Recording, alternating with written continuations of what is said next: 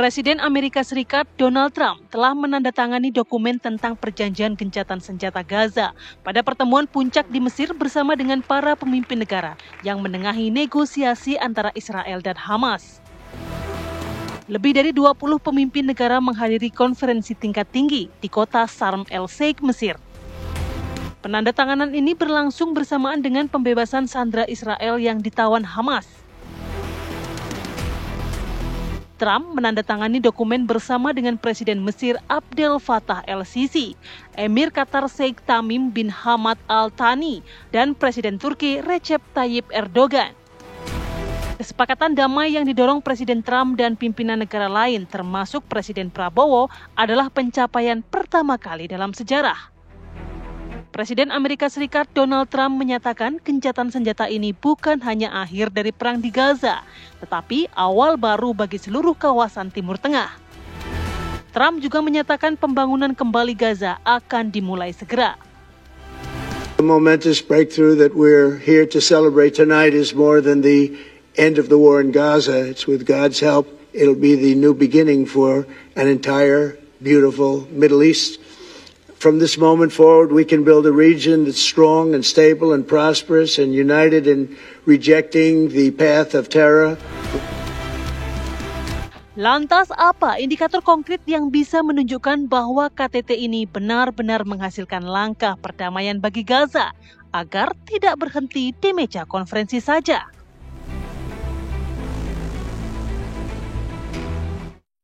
Ya, Indonesia tentunya selalu diajak untuk ikut mendukung proses besar ini, dan memang ini tekad kita sebagai bangsa, tekad saya. Puluhan tahun saya membela Palestina, puluhan tahun sejak saya masih muda kita terus-menerus mendukung kemerdekaan Palestina, rakyat Palestina. Dan alhamdulillah ya kita bisa berbuat. Indonesia selama ini aktif. Kita kirim bantuan, kita kirim kapal, kita kirim Hercules berkali-kali. Saya kira rakyat Palestina dan rakyat Timur Tengah melihat bagaimana komitmen Indonesia.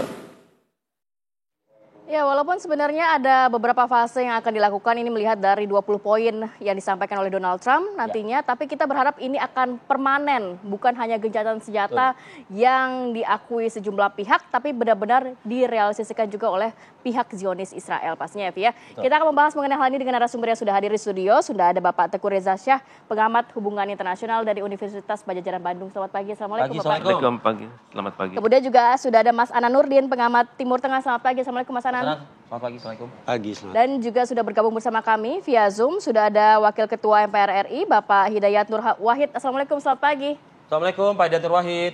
Waalaikumsalam, selamat pagi semuanya. Selamat pagi. Saya mau ke Pak Hidayat dulu, Pak. Kalau melihat juga Indonesia benar-benar datang langsung ke KTT Mesir untuk juga membuktikan bahwa Indonesia akan terus mengawal nantinya perdamaian yang terjadi antara Israel dan juga Palestina. Sejauh ini apa komitmen, apa langkah konkret yang dilihat dari pemerintah Indonesia ini, Pak? Seperti apa nantinya? Ya, pertama tentu kita menyampaikan selamat dan apresiasi ya kepada diplomasi aktif yang dilakukan oleh Presiden Prabowo untuk apa yang tadi beliau sampaikan yang sudah ditayangkan oleh TV One.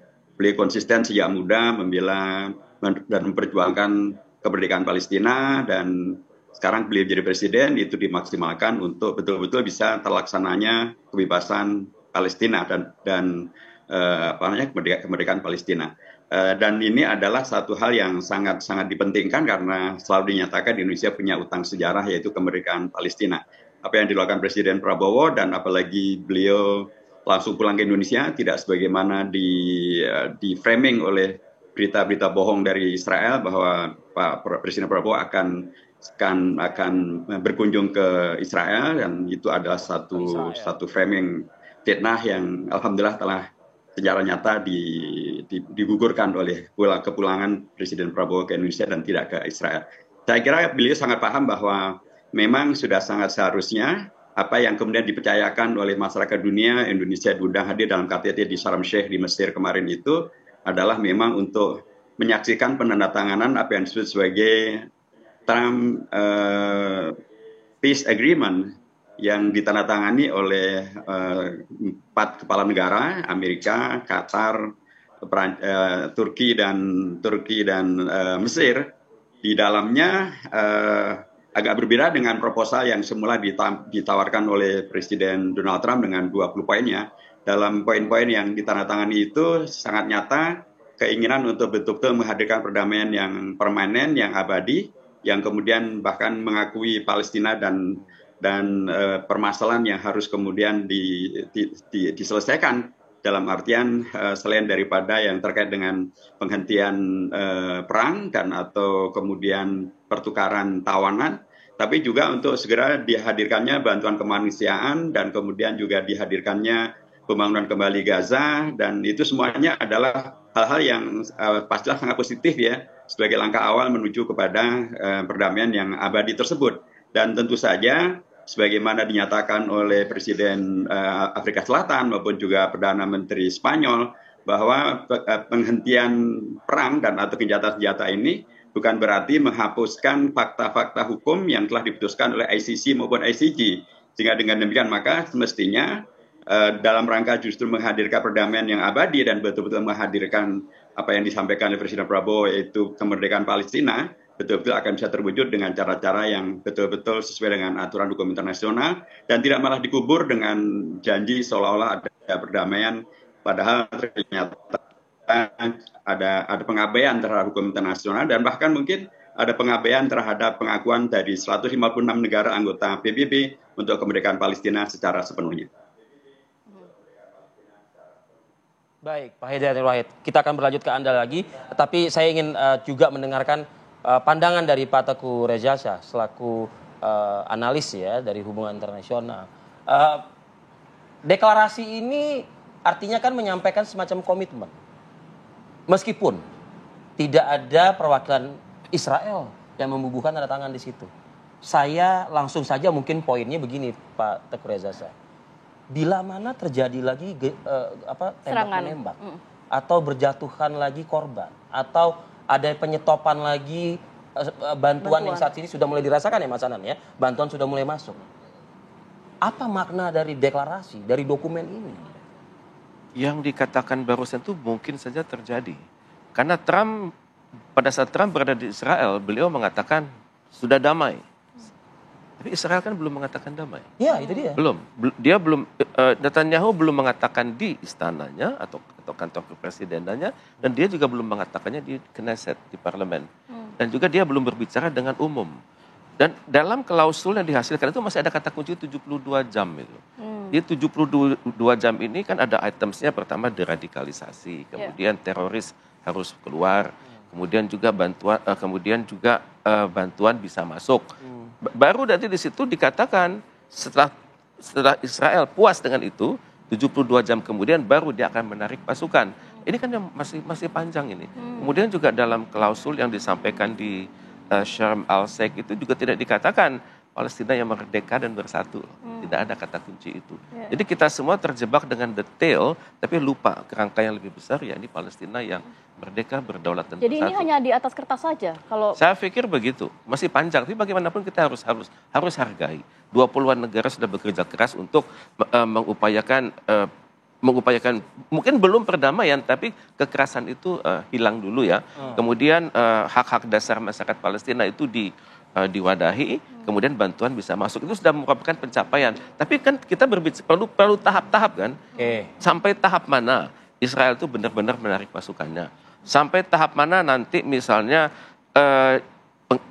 persiapan untuk Palestina merdeka bersatu itu diwujudkan. Ini masih panjang. Jadi kita baru berbicara tentang hasil-hasil jangka pendek, kita lupa bahwa ada tujuan yang lebih besar. Jadi perdamaian yang abadi di Timur Tengah, persis seperti yang dikatakan oleh Bayangan Mesir. saya itu kan begini, gencatan senjata itu sudah sering terjadi antara Israel dan Palestina. Ya baik itu yang dimediasi oleh Qatar ataupun juga Mesir. Tapi ini ada 20 loh pemimpin negara. Dan ini kalau dikatakan kaliber atau levelingnya ini leveling wahid begitu ya Mas Anan ya bisa dikatakan. Bahkan Presiden Trump sendiri pun juga turun langsung. Dan juga beberapa negara yang seperti Emmanuel Macron dan lain sebagainya.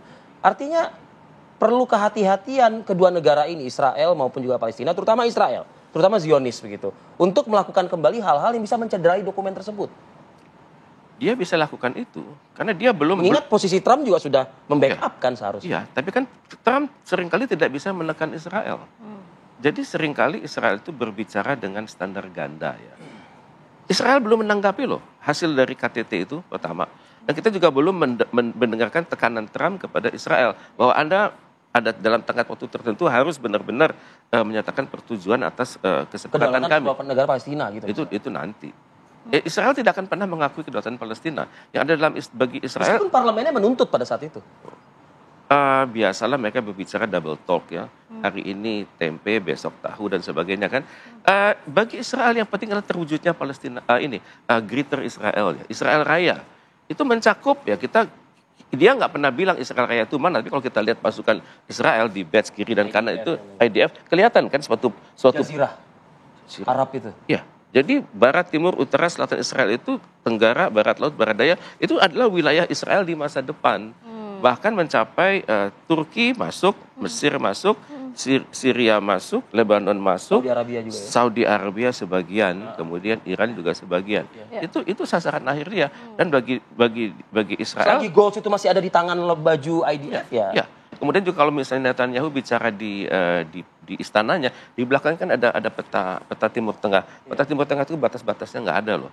Tidak ada nama-nama negara di situ. Itu kan menunjukkan bahwa harapan dia adalah itu, Israel Raya. Baik, jadi memang two state solution ini masih jauh daripada harapan atau target begitu ya. Betul, Pak Reza ya. Mas Anan, kalau melihat gambaran yang diberikan Pak Reza, nampaknya ini hanya seperti gencatan senjata yang terjadi sebelumnya yang akhirnya diingkari oleh Israel, dan kita juga melihat serangan juga justru terjadi setelah adanya komitmen antara 20 pemimpin negara ini. Ya, yang harus kita sikapi adalah ada sesuatu yang mungkin miss di sini ya. Beda dengan misalnya perjanjian Camp David. Kalau perjanjian Camp David kan melibatkan antara Palestina dengan Israel secara langsung. Waktu itu yang ditandatangani oleh kedua belah pihak secara langsung. Nah sekarang yang missnya adalah kita, misalnya dunia ini sekarang menuntut Israel, tapi Israelnya tidak ada. Ya, Israel tidak tanda tangan, sehingga memang mungkin secara cover kita bisa mengatakan ya respect terhadap negara-negara yang terlibat di sini. Ada Mesir, ada Qatar, ada Turki dan Amerika Serikat. Kita mengapresiasi. Poin pertama seperti kata Dr. Reza tadi, yang penting perang berhenti dulu. Itu mungkin poin pertamanya. Secara cover, kemanusiaannya terpenuhi dulu. Ya, hak-hak dasar kemanusiaannya terpenuhi dulu. Secara cover itu memang sepertinya sebuah harapan yang sangat optimis gitu ya untuk menghadapi gencatan senjata ini. Tetapi kalau kita lebih dalam, kalau orang-orang Timur Tengah itu mengatakan Al-Fajr Al-Kadhib. Apa itu Mas? Al-Fajr Al-Kadhib itu adalah kalau kata Trump itu dikatakan adalah pagi yang cerah untuk perdamaian, dengan perdamaian. Sementara orang-orang Timur Tengah ini adalah ini pagi yang yang suram sebetulnya, yang kelam. Kenapa? Karena proses di dalamnya itu sangat rumit, yang serumit apa Mas Anan? Ya begini misalnya, Israel ketika masuk ke Gaza yang bikin rumitnya adalah Israel juga membuat pasukan khusus yang mereka danai dan mereka senjati yang berasal dari orang-orang Palestina khusus. Jadi semacam pasukan disebutnya itu militerisasi orang-orang sipil yang dibiayai dan disenjatai oleh Israel. Ini yang hari kemarin oleh Hamas mereka dieksekusi. Karena mereka adalah orang-orang yang memang didanai dan disenjatai oleh Israel untuk menggantikan mereka ketika Israel keluar. Nah, ini bikin rumit keadaan. Mereka menjadi geng, mereka menjadi yang justru menjadi akhirnya yang terjadi nanti akan terjadi semacam perang saudara di dalam. Karena Israel tadi sudah masuk dan mempersenjatai mereka. Nah ini kan bikin nambah rumit. Lah, begitu ya. Mengadu domba di antara ini kan nambah rumit permasalahan di dalamnya. Selain sekarang kan ada semacam kekosongan pemerintahan. Ketika salah satu isinya adalah bagaimana misalnya Hamas harus melucuti senjatanya. Walaupun Hamas tidak setuju untuk melucuti senjatanya. Mereka hanya mengatakan kita siap menonaktifkan. Kita siap membekukan, tapi tidak melucuti. Ini kan dua framing yang berbeda ya, Dokter ya. Dua framing yang berbeda. Antara melucuti dengan membekukan itu beda. Ketika membekukan ya mereka menonaktifkan senjata, disimpan di gudang. Bisa diaktifkan kembali sewaktu-waktu. Bisa diaktifkan, suatu saat misalnya Israel ternyata melanggar, mereka bisa ambil lagi. Ini beda dengan di Aceh misalnya. terjadi perdamaian di Aceh yang abadi sampai hari ini. Itu kan dilucuti 100%. Tapi kalau Hamas tidak mau, tidak akan siap. Tapi kurang intervensi dari negara-negara saat ini kepada Israel dan juga Palestina untuk menghentikan segera pertikaian. Sekarang sebetulnya tekanannya itu lebih kepada Hamas, bukan kepada Israel. Israel seolah-olah tidak tersentuh. Misalnya di poin-poin perjanjiannya adalah bahwa harus tidak ada kekerasan, tidak ada teroris, tidak ada yang dilakukan oleh Hamas. Iya, tekanannya itu ke situ, tidak boleh mengangkat senjata, harus menjamin kedamaian Israel. Tapi tidak ada tekanan misalnya kepada Israel bagaimana, walaupun ada poin setelahnya itu harus ada semacam dialog antar agama, antara Kristen, Yahudi, dan Islam di kawasan seperti itu, bagaimana memahamkan. Karena kalau dikatakan militan, ya di Israel juga ada militansi yang sayap kanan yang ortodok gitu kan, seperti kita tahu sekarang yang mendukung penuh Benyamin Netanyahu itu adalah orang-orang politisi sayap kanan yang militan. Tapi sementara ini framing medianya bahwa militan itu hanya terjadi di Palestina, hanya terjadi di Hamas. Padahal di Israel sendiri ya militansi itu ada. Makanya tadi kita katakan bahwa sulit untuk mengakui negara Palestina itu akan sulit. Sekarang di covernya saja seperti sebuah harapan. Tapi kalau kita lihat survei terbaru kemarin ketika ini ditandatangani. Survei kepada warga Palestina dan kepada warga Israel. Ya, gitu dikatakan. Sejauh mana Anda optimis dengan perjanjian ini, dengan gencatan senjata ini? Itu hanya 23% orang Israel yang percaya ini akan langgeng. Dan hanya 21% orang Palestina percaya ini langgeng. Ini menandakan bagaimana rasa pesimis yang sangat luar biasa. Itu yang terjadi di kawasan. Mungkin bagi kita, ya kita memang mengapresiasi. Mereka belum melihat peran serta 20 negara itu hadir di tempat mereka, begitu kali ya. Karena 20 poin itu tidak ada yang menyentuh poin inti dari apa yang terjadi di Palestina dan Israel. Baik, kalau gitu bagaimana mungkin Pak Hidayat Nur Wahid mendorong agar Indonesia memiliki diplomasi yang bisa menjawab poin-poin yang disampaikan oleh Pak Teguh Reza Shah dan juga Mas Anan Nurdin. Sesaat lagi Pak Hidayat kami akan menyapa kembali Anda. Kami akan jeda dulu sejenak, kami akan kembali saat lagi. Tetaplah bersama kami di Apa Kabar Indonesia Pagi.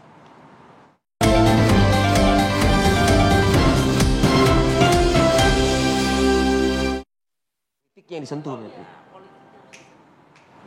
Baik, kembali lagi di Apa Kabar Indonesia Pagi. Saya mau ke Pak Hidayat. Pak Hidayat, tadi sudah banyak masukan dari Pak Reza dan juga Mas Anan. Bagaimana sebenarnya kita memastikan posisi Indonesia ini peran dan juga suara mengoptimalkan ya, peran dan juga suara Indonesia tetap berpihak kepada keadilan dan benar-benar ini akan tetap berjalan nantinya, tidak hanya lip service saja adanya gencatan senjata ini. Tentu kita harus melanjutkan konsistensi memegangi konstitusi Indonesia dan dengan cara itu maka menghadirkan satu paduan sikap dari bangsa Indonesia, baik pemerintah maupun juga rakyat Indonesia termasuk juga parlemen Indonesia. Dan itu menjadi modal besar untuk diplomasi luar negeri yang lebih efektif yang dilakukan oleh pemerintah melalui presiden maupun juga menteri luar negeri. Dan benar yang disampaikan oleh Pak Teguh Reza Shah maupun Mas Anan Nurdin tadi bahwa konferensi dan kemudian menghadirkan yang disebut sebagai perjanjian damai ini ternyata bukan hanya tidak menghadirkan Israel dan tanda tangan Israel, tapi juga tidak menghadirkan pihak Palestina yang paling berhak dalam konteks ini adalah Gaza. Tidak ada perwakilan Hamas dan tidak ada kemudian tanda tangan apalagi dari pihak Hamas. Bahkan Presiden Mahmud Abbas pun hanya hadir dan tidak ikut menandatangani. Jadi ini juga menjadi titik hal yang penting untuk dicermati bahwa seperti yang disampaikan oleh Mas Anam tadi, ini justru tekanannya adalah kepada pihak Hamas gitu ya untuk terus melakukan apa yang dituntut. Sementara kalau terkait dengan masalah pelucutan senjata, tidak ada misalnya tuntutan agar Israel juga melakukan pelucutan senjata terhadap dirinya untuk tidak melakukan tindakan terhadap Palestina. Satu hal yang bisa dilakukan Indonesia lebih lanjut adalah posisi Indonesia yang sangat diterima dan sangat diharapkan bahkan diundang untuk hadir ke Sharm Sheikh adalah satu modal besar yang penting untuk ditindaklanjuti. Tadi tidak disampaikan ada 20 negara yang hadir sebagai saksi maupun yang menandatangani, ada negara-negara anggota Dewan Keamanan tetap PBB, ada Prancis, ada Inggris, dan ada sekutu berat daripada Israel, dan kemudian pun juga ada negara-negara yang sangat berperan di dunia Islam, ada Turki, ada juga Pakistan dan lain sebagainya.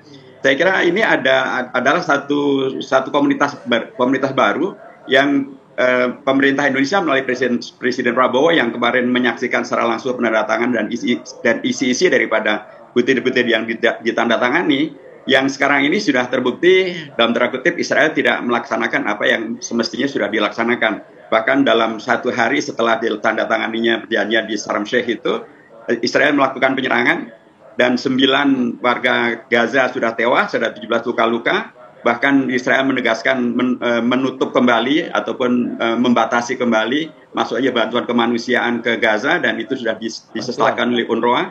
Ini semuanya memberikan pembenaran terhadap beragam kekhawatiran gitu ya, bahwa yang ditarget hanya Hamas, sementara Israel dibiarkan untuk melakukan apapun yang tidak sesuai dengan apa yang menjadi prinsip daripada perjanjian damai ini. Tetapi masyarakat dunia sudah semakin tercerahkan gitu ya. Beragam dan berkali-kali tindakan yang dilakukan Israel itu ternyata ditolak oleh masyarakat dunia. Bahkan di dunia olahraga sekalipun, beberapa hari yang lalu di Norwegia Israel sangat ditolak, atau tadi malam di Italia juga sangat ditolak. Bahkan ketika Federasi Atlet Senam Israel mengadukan permasalahan dilarangnya atlet mereka atau tidak memberikan visa atlet mereka ke Indonesia, mereka mengadukan ke arbitrase olahraga internasional, ternyata arbitrasenya juga menolak. Jadi sudah sangat seharusnya bila kondisi ini bisa dijadikan justru pressure kepada Israel bahwa Anda ditolak oleh masyarakat dunia, Anda disaksikan oleh 20 negara dunia dan bahkan seluruh dunia untuk kemudian melaksanakan seluruh keputusan yang sudah ditandatangani kemarin. Pada tingkat itu saja Israel sudah tidak melaksanakan apa yang semestinya dilaksanakan. Tentu sekali lagi ini hanya akan menjadi satu hal yang merugikan kepentingan Donald Trump dan juga kepentingan Israel sendiri, dan karenanya sudah sangat seharusnya bila mereka justru komitmen saja dengan apa yang sudah ditandatangani itu, dan Presiden Prabowo bisa melakukan perannya secara lebih kuat lagi karena masyarakat Indonesia dengan jelas semakin mendukung sikap Indonesia untuk menghentikan genosida di Gaza, untuk menghadirkan perdamaian. Satu hal yang menjadi harapan yang luar biasa dari masyarakat di Gaza maupun juga masyarakat di Israel sendiri, di mana mereka begitu sangat sukacita dengan kembalinya para tahanan maupun juga para tawanan begitu ya, atau para sandera, yang semuanya itu juga bagian daripada apa yang menjadi keputusan bersama. Tapi lagi-lagi dalam konteks pertukaran sandera maupun tawanan ini, Israel juga tidak melaksanakan apa yang seharusnya dilaksanakan sesuai dengan kesepakatan. Tapi sekali lagi pihak Palestina dalam konteks ini adalah pihak para pejuang di Gaza, baik itu pihak Hamas maupun juga Jihad Islam dan lain sebagainya, sudah juga pasti menghitung dengan sangat cermat tentang kemungkinan ingkarnya Israel dari apa yang sudah disepakati, apa yang sudah dikomitmenkan, dan apa yang menjadi harapan dari masyarakat dunia. Dan tentu saja permasalahan ini akan sekali lagi akan semakin membuka mata hati dan mata batin dunia tentang siapa sesungguhnya yang tidak suka dengan perdamaian, siapa yang sesungguhnya justru ingin melanggengkan kejahatan. Seperti yang tadi disampaikan oleh Pak Teuku Reza, memang Israel mempunyai mimpi besar untuk menghadirkan Israel Raya, dan itu memang batas-batasnya sangat luar biasa, dari Nil sampai Efrat, dari sebagian Saudi sampai ke utaranya, sampai ke seluruh Lebanon dan Syria. Dan itu tentu sesuatu yang sesungguhnya sangat membahayakan kepentingan negara-negara Arab. Dan hadirnya Hamas dengan Badai Al-Aqsa kemarin sesungguhnya menghentikan dan atau mengkoreksi keinginan Israel ini yang tidak bisa serta-merta mereka laksanakan. Bahkan normalisasi pun juga banyak negara yang kemudian menarik dari dukungan terhadap Israel. Jadi sekali lagi, ini adalah momentum besar bila diinginkan betul-betul terjadinya perdamaian, dan karenanya Presiden Prabowo mempunyai kesempatan yang sangat luas untuk kemudian memaksimalkan lobby-lobbynya, memaksimalkan potensi dihormatinya Indonesia, dan masyarakat Indonesia pasti mendukung usaha untuk memerdekakan Palestina dan menghadirkan perdamaian di kawasan sana. Baik. Terima kasih Pak Hidayat. Saya bergeser ke Pak Teguh Reza. Pak Teguh, tadi sebagaimana di kalimat terakhir dari Pak Hidayat Nurwahid yang menyatakan, ya kita memiliki semacam kayak satu modal yang bukan lagi bagus, tapi sangat bagus, bisa dikatakan seperti itu. Artinya hubungan Indonesia dengan Amerika Serikat. Kalau kita lihat di beberapa waktu sesi begitu, PBB, lalu juga di Mesir, betul. Sampai di-mention Presiden Prabowo dipanggil dan berjabat tangan seperti itu. Kita pada saat break, kita membahas tadi. Politik Israel pun juga seharusnya juga bergejolak juga untuk membantu kedaulatan atau kemerdekaan Palestina. Mungkinkah kedekatan dua negara Indonesia dan Amerika ini bisa masuk ke ranah tersebut begitu loh? Dimungkinkan ya, karena dalam hubungan diplomatik itu kedekatan pribadi itu sangat penting. mereka bisa menghindarkan sekat-sekat psikologi, sekat-sekat birokrasi.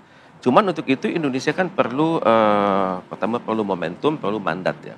Kita sudah punya mandat kan dari KTT, dari konferensi OKI dan Liga Arab yang istimewa tahun 2003 silam.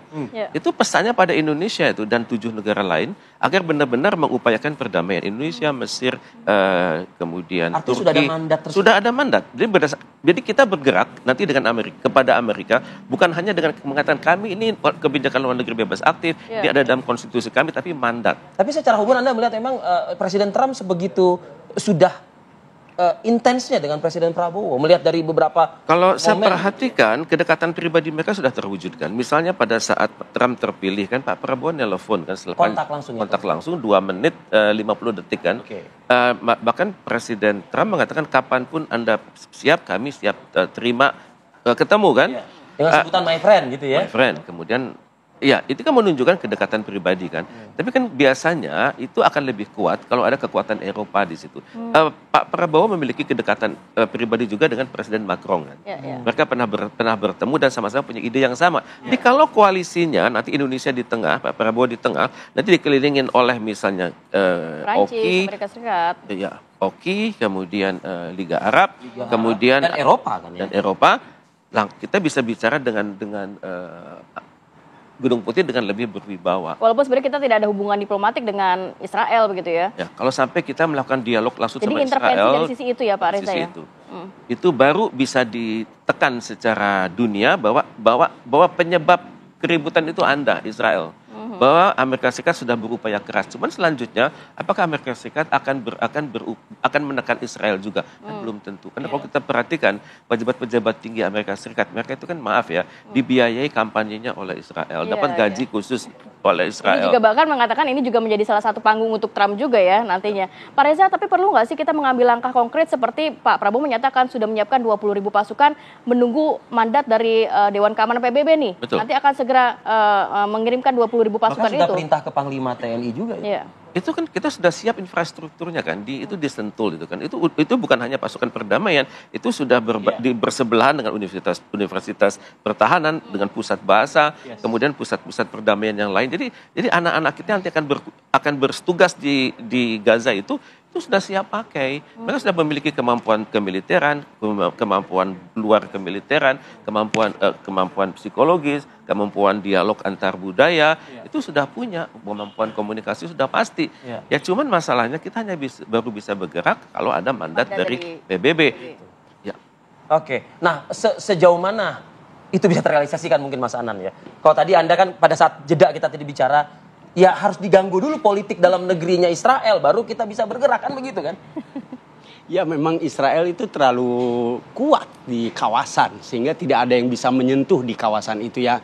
Satu-satunya yang bisa menyentuh adalah Hamas dalam hal ini yang bisa mengganggu ya. Artinya semua kawasan di Timur Tengah itu terancam dengan Israel di situ saking kuatnya secara politik dan militer di kawasan sehingga siapa yang bisa menggoyahkannya? Ya Qatar saja sampai misalnya kedekatan selama ini Qatar dengan Amerika sudah sangat luar biasa. Itu saja masih bisa dibom. Apalagi misalnya sebuah negara yang dalam tanda kutip di Timur Tengah tidak dekat dengan Amerika Serikat. Sehingga kalau menurut saya perjanjian hari ini, perjanjian yang sudah ditandatangani kemarin itu, gencatan senjata itu, poin pentingnya adalah hanya mengindikasikan tentang hegemoni Amerika Serikat di kawasan. Bahwa kalau Amerika sudah mengatakan A, bahwa itu akan terjadi. Tapi selama Amerika tidak mengatakan sesuatu, maka semuanya akan berjalan sesuai dengan keinginan Israel. Apapun itu, termasuk tadi tentang peta Israel Raya. Itu bisa saja terjadi kalau Amerika tidak melarang. Ya, saya katakan tadi bahwa yang bisa... Artinya ada sebuah benefit dong. Intensitas komunikasi, kedekatan kita yang sudah mulai dibilang cukup intens, cukup lancar, saling harga menghargai, hormat menghormati antara Amerika dan Indonesia, di situ bisa jadi poin. Itu bisa jadi poin penting bagaimanapun kemampuan komunikasi Presiden Indonesia hari ini. Itu pentingnya kita mempunyai presiden pemimpin yang sangat kuat secara personal, secara komunikasi ya. Itu memang sangat mempunyai kelebihan luar biasa. Bagaimanapun komunikasi itu menjadi salah satu poin penting ya di level internasional. Apalagi ya Pak Prabowo dengan background militernya pasti sangat paham tentang menyelesaikan konflik militer yang ada di kawasan di Timur Tengah. Walaupun tadi dikatakan jangan-jangan ketergantungan Amerika Serikat terhadap Israel pun tidak bisa dilepaskan begitu ya. Betul, maka tadi poinnya seperti kita ketika break adalah harus ada yang mengganggu politik di Israel itu sendiri gitu. Jadi apa masalah? Inti masalahnya itu sebetulnya bukan Hamas. Inti masalahnya ada di Benyamin Netanyahu. Kenapa Benyamin Netanyahu sekarang ngotot? Ya karena dia juga punya masalah hukum yang kalau misalnya sekarang dia turun dari Perdana Menteri ya sudah pasti dia dipenjara. Itu yang sedang dia perjuangkan. Sebetulnya bukan hanya memperjuangkan tentang isu kenegaraan Israelnya saja, tapi lebih kepada kepentingan politik Rasanya pribadi. ingin mengatakan copot Netanyahu, tapi kita nanti intervensi kedaulatan sebuah negara lagi. Gitu. Terima kasih Mas Anan Nurdin. Terima kasih Pak Reza, Mas Anan. Dan juga Pak Hidayat Nur Wahid. Terima kasih atas waktunya pagi ini Pak. Sehat selalu untuk semuanya. Assalamualaikum. Kita harus jeda dulu sejenak, nanti kita hadirkan informasi dan juga update-nya terkait kepala sekolah di SMA Negeri 1 Cimarga. Ini yang kedapatan menampar siswa usai memergoki siswa tersebut tengah merokok. Seperti apa kita akan bahas saat lagi, tetap bersama kami di Apa Kabar Indonesia Pagi.